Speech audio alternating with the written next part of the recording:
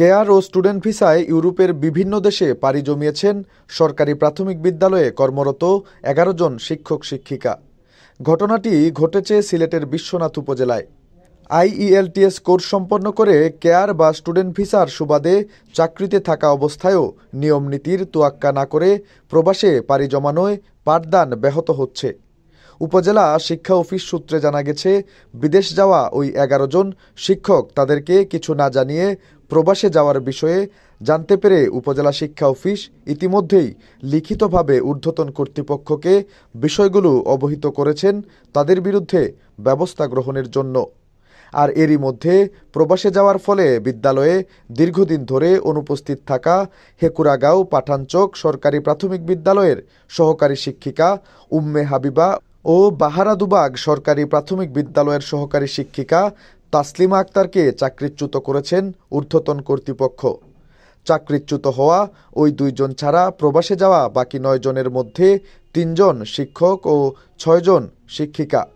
আর ওই ৯ জন শিক্ষক শিক্ষিকা অনুপস্থিত থাকায় বিদ্যালয়ে পাঠদান বিঘ্নতা সৃষ্টি হয় তাদের বিরুদ্ধে প্রয়োজনীয় ব্যবস্থা গ্রহণের জন্য ঊর্ধ্বতন কর্তৃপক্ষের কাছে উপজেলা শিক্ষা অফিস লিখিত সুপারিশ রয়েছে সিদ্ধান্ত গ্রহণের অপেক্ষায়।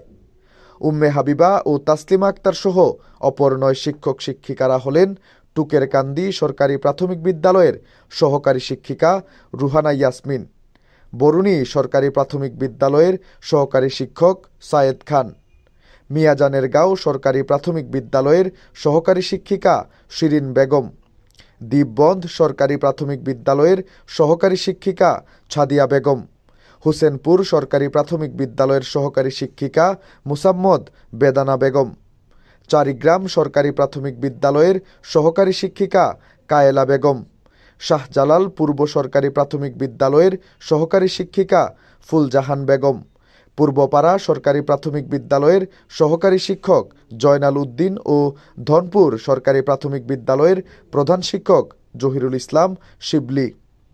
এদের মধ্যে টুকেরকান্দি সরকারি প্রাথমিক বিদ্যালয়ের সহকারী শিক্ষিকা রুহানা ইয়াসমিন ও ধনপুর সরকারি প্রাথমিক বিদ্যালয়ের প্রধান শিক্ষক জহিরুল ইসলাম শিবলি বিবাহ বন্ধনে আবদ্ধ হয়ে ডিপেন্ডেন্ট হয়ে যুক্তরাজ্যে পাড়ি দিয়েছেন।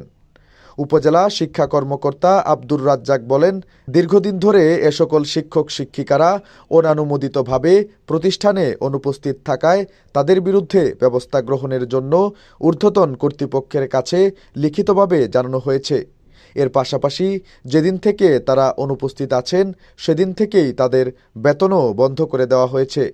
আর ওই ১১ জনের মধ্যে ইতিমধ্যে ঊর্ধ্বতন কর্তৃপক্ষ ২ জনকে চাকরিচ্যুত করেছেন। বাকিদের ব্যাপারে করণীয় আদেশ কপি এখনও আমাদের কাছে এসে পৌঁছায়নি।